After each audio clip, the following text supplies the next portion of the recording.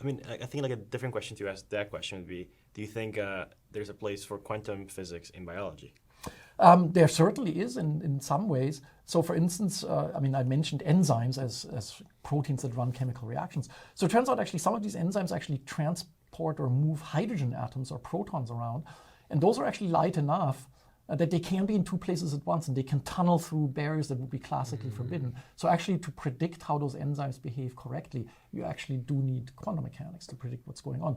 And then of course a lot of phenomena in biology rely on electron transfer processes or energy transfer processes. So like the very process that allows all life on Earth to occur, which is energy harvesting, which in plants occurs through photosynthesis. Let's take that example, right?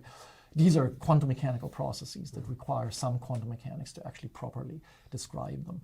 But that said, there's also a lot of processes in biology, though, where things are dephasing enough and randomized enough, and they're enough of an ensemble property of multiple objects that you don't need to worry about quantum coherence or tunneling or phenomena like that. And you can perfectly well describe these processes just using classical mechanics or even higher level stuff, right? I mean, there's like quantum mechanics and you could describe things classically. And eventually you could have things like systems biology, right? Where you think really more in terms of networks. It's actually much more computer science-like than sort of worrying about the chemistry of things. And there are just certain problems that are more solvable at that level than worrying about what every single electron is doing. So that's often faces scientists. You have to make that choice. At what level of abstraction are you going to study the problem, right? And if I want to understand ecology, I'm not going to worry about quark interactions and gluons, right? I mean, maybe eventually you could get ecology as an emergent phenomenon from that, but it's like many, layers away from that. So you have to pick like the right layer to look at in order to do your research. And so that, the quantum mechanics stuff that we do is at a certain layer that's, well below ecology, somewhat above elementary particles, right? And the in-cell biology is, somewhat more on that biology side, but still pretty far away from, say, something like ecology, but well above the level of quantum measurement, for example. So you pick different, and this is one of the hardest things in science, actually, is that what we call emergent phenomena, right? Because deep down, many scientists, and I am one of them, do believe that if you understand the fundamental equations of nature, like the Schrödinger equation, or better versions like quantum field theory, whatever, then you should in principle be able to derive other phenomena like chemistry and biology and so forth from it. But in practice, that's not how it works.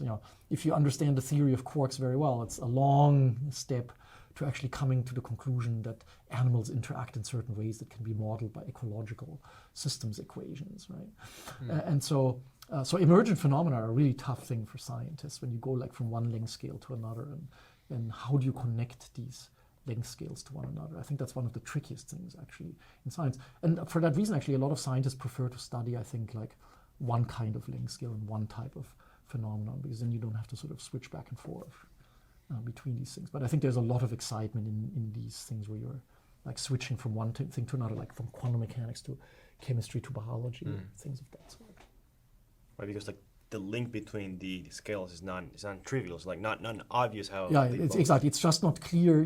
Even if you understand how electrons move around the molecule, that doesn't really tell you how a cell functions.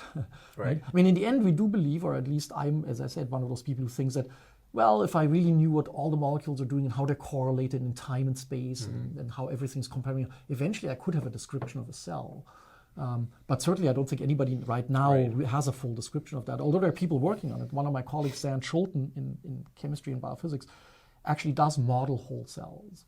Like all the organelles, all the molecules, all the chemical reaction networks, everything. And they're trying actually to get a cell to work right now. It's still going to take a few years, is my guess, that would actually just spontaneously divide on a computer, the computer model, without you building that in, because of course you can build it in and it'll do it, but it just does it, right? And when you reach that kind of ability, that you have, let's say, a cell that you're modeling and you're not building into it that it has to divide, it just does it at some point, then you know that you have a pretty deep understanding of the system. But it's very difficult because it's, again, life is an emergent phenomenon, and just because you know chemistry doesn't mean you know how life functions. So. Maybe that there's a good opportunity there, like doing science in doing those things. No, there is. I think that's one of the places where I try to look, is like where are places where things sort of connect. Like the quantum measurement problem is also like that, right? We know what happens classically, and we know what basic, the Schrödinger equation is telling us. And the question is is there a way of connecting these things in a more reliable way than we've had in the past?